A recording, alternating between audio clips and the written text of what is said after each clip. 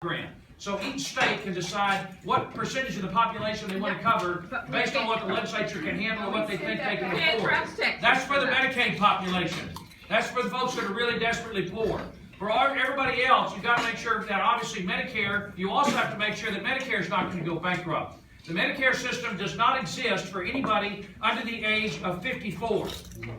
If you're less than 54 years old, the Medicare system, it can only pay 50 cents on the dollar on hospital claims. So the entire Medicare system has got to be shored up, and Paul Ryan suggests a way to handle that. For the Medicare population is to give people a choice between staying on Medicare or take the amount of money that you would otherwise receive from Medicare and use that to purchase a private insurance policy.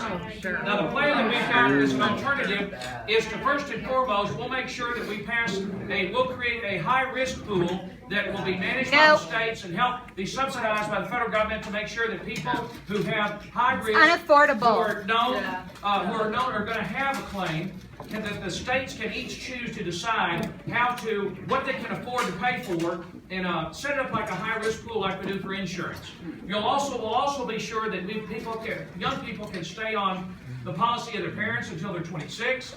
We're also going to make sure that you can buy insurance across state lines, that you can shop for insurance in the same way that you purchase any other product.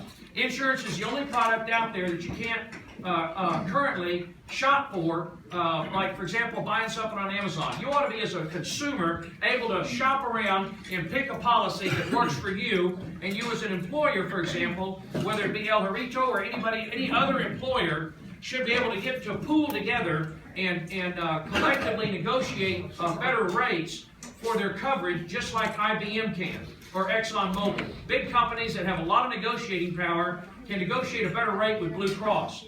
And we'll also make sure that all the policies that were available before Obamacare went into place are available once again. So we're going to do our best to get back to a market-driven solution that makes sure that there's a safety net there for people who are really poor. If you're poor enough for the Medicaid population, let the states figure out what they can afford, because states are responsible for the biggest part of Medicaid. And then the Medicare population, make sure that everybody over the age of 55 is held harmless. You're all safe. But if you're under the age of 54, again, Medicare's gone for you. So we've got to save that from going bankrupt. And then all the other pieces of the insurance system that we had before Obama kicked in are going to be there, and the medical savings account are just one little piece of that.